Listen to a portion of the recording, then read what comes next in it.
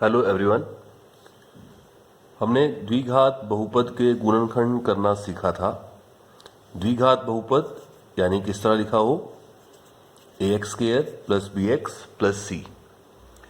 लेकिन ये जो गुणनखंड विधि हमने सीखी है ये तब सीखी है जब इसमें तीनों टर्म्स आ जाएं, तीनों पद आ जाएं, एक्स स्क्वायर वाला भी, एक्स वाला भी और बिना एक्स वाला भी। जैसे हमने एक क्वेश्चन किया था x square plus 5x plus 6, इसके हमने गुणनखंड निकाले थे और इसके शून्यक निकाले थे। हमने गुणनखंड किए थे और फिर गुणनखंड से हमने क्या निकाले थे, इसके शून्यक। लेकिन ये जो मेथड है ये तब हमने अप्लाई करना है जब तीनों रकम हो हमारे पास। द्विघात बहुपद तो ऐसा भी होगा, ax square plus B x, जिसमें सी ना आए, ये भी द्विघात बहुपद है। एग्जाम्पल के लिए एक्स स्क्वायर प्लस 5x, ये भी द्विघात बहुपद है, इसके भी हम शून्यक निकाल सकते हैं। लेकिन इसके लिए इस मेथड से गुणनखंड करके शून्यक निकालने की जरूरत नहीं पड़ेगी। और जिसमें bx ना आए, c आ जाए, ax स्क्वायर प्लस c, ये भी द्विघात बहुपद है। एग्जाम्पल के लिए एक्स स्क्वायर माइनस 4, इसके भी हम शून्यक निकाल सकते हैं। और कभी ऐसा भी हो सकता है कि सिर्फ ये टर्म आ जाए, ना x वाला आए ना c आए, यानी कि 2x स्क्वायर, तो इसके भी हम शून्यक निकाल सकते हैं।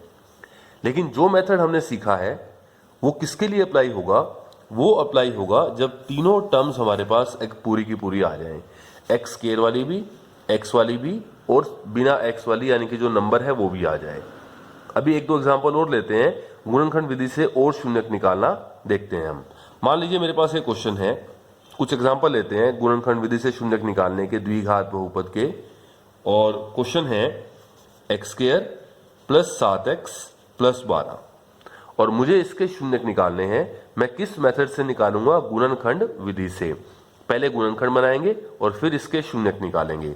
फिर वैसे सोचते हैं कि मुझे गुणा के बाद कितना मिलना चाहिए, ये प्लस 12 और यहाँ पे एक 12 एकम 12, गुणा के बाद तो 12 आ जाए और जोड़ क्या आ जाए, जो बीच में लिखा है 7।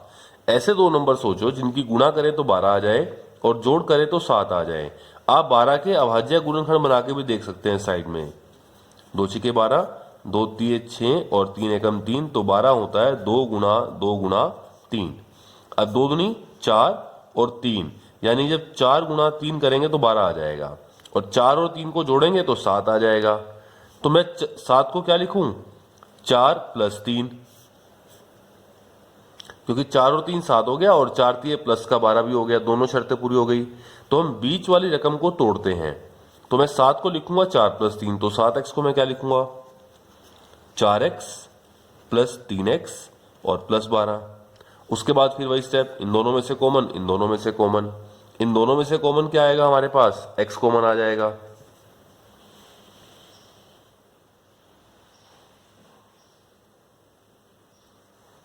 यहां से मैं x कॉमन निकाल लेता हूं, x प्लस 4 रह गया, यहां प्लस है तो प्लस आएगा।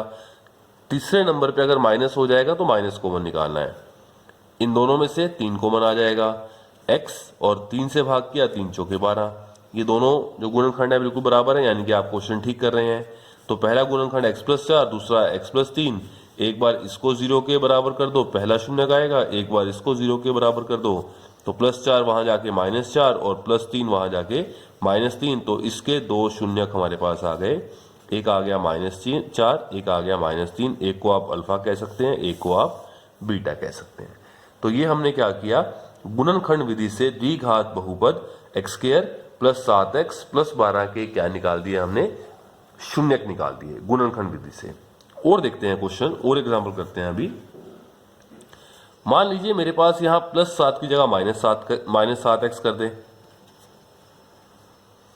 एक्स के माइनस 7x और प्लस 12, इसके आप गुणनखंड बनाकर शून्यक निकालें। तीनों रकमें हैं पूरी, एक्स के वाला भी है, एक्स वाला भी है और बिना एक्स वाला भी है, 3 रकमें पूरी हैं। फिर हम वही सोचेंगे कि मुझे गुणा करने के बाद कितना आना चाहिए, प्लस 12 और प्लस 1, 12 एकम 12 प्लस का 12, और दो संख्याओं का जोड़ कितना आना चाहिए, माइनस 7। ऐसी दो संख्याएं सोचें कि जिनकी गुणा करें तो 12 आ जाए और जोड़ करें तो -7 आ जाए। मुझे तो ये मालूम है कि 4 गुना 3 12 होता है और 4 और 3 7 होता है, लेकिन मुझे अब की बार +7 नहीं चाहिए, -7 चाहिए। तो मैं क्या करूंगा, दोनों माइनस कर दें। जब दोनों माइनस के होते हैं तो निशान माइनस का आ जाएगा, लेकिन दोनों जुड़ जाएंगे, -7 हो जाएगा। और जब -4 और -3 को आप गुणा करेंगे तो माइनस गुणा माइनस प्लस, और प्लस का 12 भी आ जाएगा। तो -7 के दो टुकड़े बनेंगे, -4 -3। दोनों शर्तें पूरी होनी चाहिए, ये आपको चेक करना है। तो इनको जोड़ेंगे तो -7 आ जाएगा, गुणा करेंगे तो प्लस का 12 आ जाएगा। तो -7x को क्या लिखा जाएगा, -4x -3x, और ये +12। इन दोनों में से कॉमन, इन दोनों में से कॉमन, यहां से कॉमन x आ जाएगा, अंदर बचेगा x -4। अब यहाँ माइनस है तो माइनस कॉमन निकाला जाएगा, मैंने बताया था। और जब माइनस कॉमन निकालेंगे तो इसको प्लस कर देगा और इसको माइनस कर देगा, और दोनों में से 3 कॉमन आ रहा है, तो यहाँ रह जाएगा x। माइनस हमने कॉमन निकाल लिया, जो रकम प्लस की थी वो माइनस की हो जाएगी, और 3 से भाग किया, 3 चौके 12। तो एक गुणनखंड तो क्या आ जाएगा, x -4, और एक आ जाएगा x -3। एक बार इसको आप 0 के बराबर कर दें, एक बार इसको आप 0 के बराबर कर दें, तो एक शून्य का आ गया 4 और एक शून्य का आ गया 3। तो अब की बार शून्य का आएंगे 4 और 3, जिसको आप अल्फा और बीटा कह सकते हैं। इसमें पहले शून्य क्या आए थे, -4 और -3। अब शून्य क्या आएंगे, 4 और 3। और भी कई तरह से इसी स्टेटमेंट को आप समझ सकते हैं। मान लो इसी स्टेटमेंट को वो चेंज कर दे, x² + x -12। अब की बार क्या हो जाएगा, अब उसने क्या किया, x² + x और -12। तो अब की बार क्या करेंगे हम, अब वही सोचेंगे कि हमें गुणा करने के बाद कितना मिलना चाहिए। गुणा करने के बाद -12 और प्लस का 1, -12 को 1 से गुणा किया तो गुणा के बाद तो -12 आ जाए, और जोड़ क्या आ जाए, प्लस का 1। दो ऐसे नंबर सोचें जिनकी गुणा करें तो -12 आ जाए और जोड़ करें तो प्लस का 1 आ जाए। मुझे मालूम है 4 × 12 होता है, और 4 में से 3 गया, प्लस का 1 भी आएगा। तो अगर मैं 1 को लिखूं 4 - 3, तो आप चेक करें दोनों शर्तें पूरी होती हैं क्या। 4 में से 3 गया, प्लस का 1, ठीक है। 4 को जब आप -3 से गुणा करेंगे, 4 को -3 से गुणा करेंगे तो क्या आएगा, -12। तो गुणा करने के बाद -12 भी आ रहा है, और 4 में से 3 गया, 1 भी आ रहा है। तो 1x को आप क्या लिखेंगे, 4x - 3x। तो यह आ गया x² + 4x - 3x -12। अब इन दोनों में से कॉमन, इन दोनों में से कॉमन, इन दोनों में से तो x कॉमन आ गया, तो यहाँ पे क्या आएगा, x + 4। अब अगर यहाँ माइनस है तो माइनस कॉमन निकालेंगे, और 3 दोनों को भाग कर रहा है, 3 भी कॉमन आएगा। लेकिन जब माइनस कॉमन निकाल लिया तो ये भी प्लस हो जाएगा, ये भी प्लस हो जाएगा, अंदर 3 कॉमन आ गया, तो x और प्लस आ जाएगा 3 चौके 12। तो हमारे पास दो टुकड़े बन जाएंगे इसके। तो हमारे पास पहला क्या बनेगा, x + 4, और एक क्या आएगा, x - 3। एक बार हम इसको 0 कर देंगे, x + 4 = 0, तो प्लस का 4 वहां जाके माइनस का 4। एक बार इसको 0 कर देंगे तो x = 3। तो अब की बार मेरे पास शून्य क्या आएंगे, एक आएगा -4 और एक आएगा 3। एक को अल्फा, एक को बीटा कह सकते हैं आप। इसी रकम को और भी चेंज कर सकता है वो यहां पे कह दे x² - x -12। तो आप इसके गुणनखंड कैसे बनाएंगे, इसका भी एग्जांपल देखते हैं। मान लीजिए अब क्वेश्चन आ गया x² - x -12। तो अब हमें गुणा के बाद कितना चाहिए, अब गुणा के बाद हमें क्या चाहिए, -12 और 1, यानी कि -12 एकम -12। और ऐसे दो नंबर चाहिए जिनका जोड़ क्या हो जाए, -1। फिर हम नंबर सोचेंगे। फिर मुझे मालूम है कि 4 × 3 12 होता है, लेकिन 4 और 3 तो 7 होता है, मुझे चाहिए -1। 4 में से 3 गया, 1 होता है, मुझे चाहिए -1। तो बड़े वाली रकम माइनस की कर दो, छोटे वाली प्लस की कर दो। 4 - 3 कहने के बजाय -4 + 3 कह दें। जब -4 को 3 से गुणा करेंगे तो -12 आ जाएगा। अब एक टर्म माइनस की है, एक प्लस की है, बड़ी टर्म माइनस की है तो निशान माइनस का, 4 में से 3 गया 1, तो -1 भी आ रहा है। तो अब की बार -1 को हमने 4 - 3 नहीं कहा, -4 + 3 कह दिया, क्योंकि मुझे जोड़ने के बाद -1 चाहिए। आप -4 + 3 भी कह सकते थे, और आप इसको 3 - 4 भी कह दो, एक ही बात है, वो आपकी मर्जी है।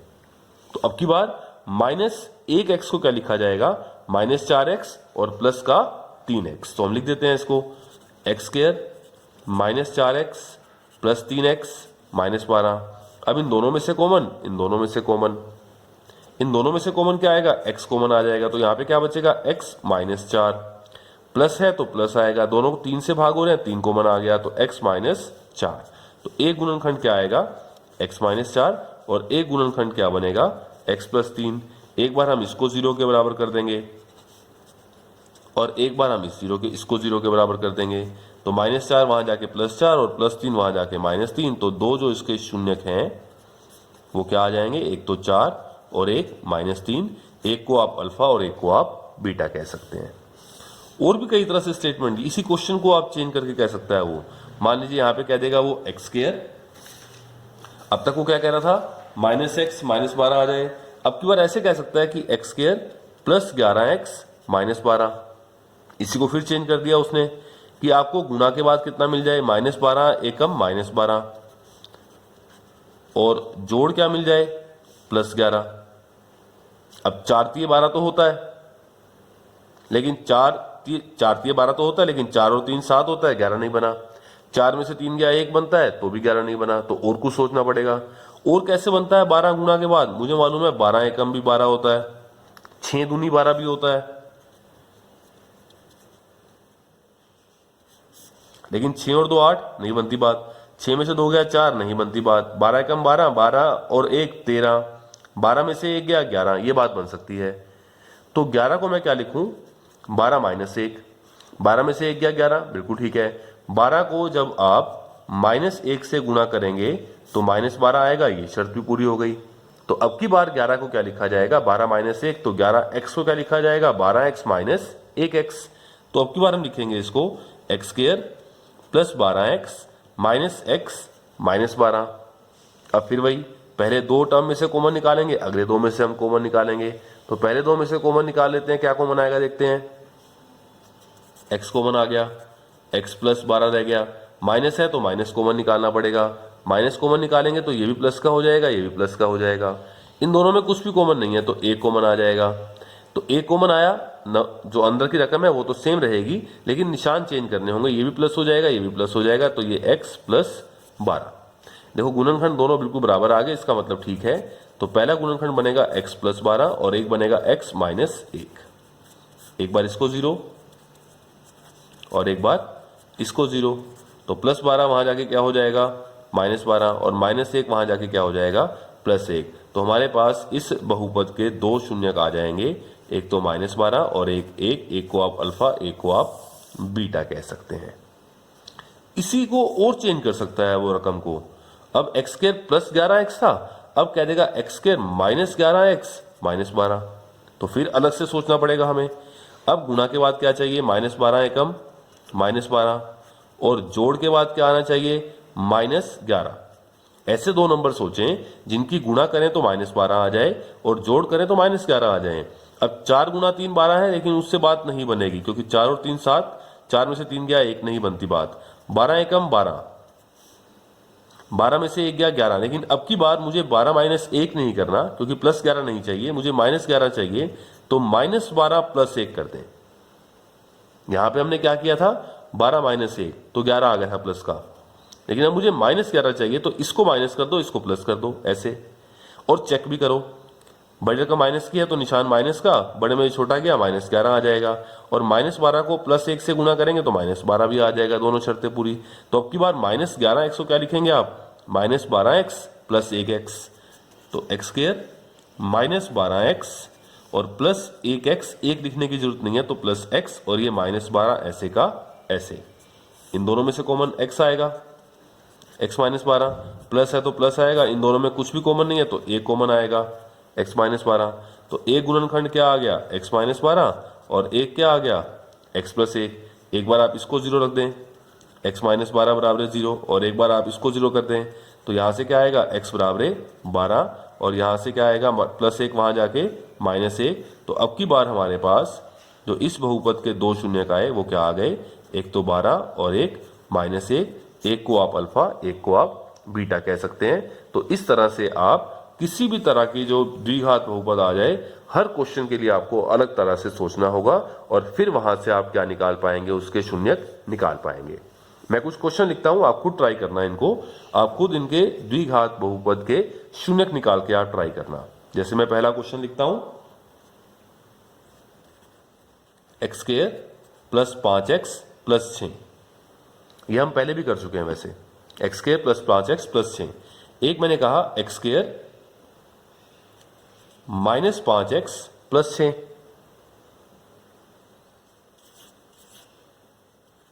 और लिखता हूं मैं यहां पे x square plus 5x minus 6, एक x square minus 5x minus 6। ये आप ट्राई करें। और भी ऐसे कई क्वेश्चन बन सकते हैं, जैसे x square plus 7x plus 6। तो ये 4-5 क्वेश्चन मैंने लिखे हैं, आप ये नोट कर लें, वीडियो को पॉज करके 5 क्वेश्चन नोट कर सकते हैं और इनको ट्राई करके इनके गुणनखंड बनाकर इनके शून्यक निकालें, यानी कि अल्फा और बीटा निकालें। अब हम एक्सरसाइज 2.2 शुरू करेंगे।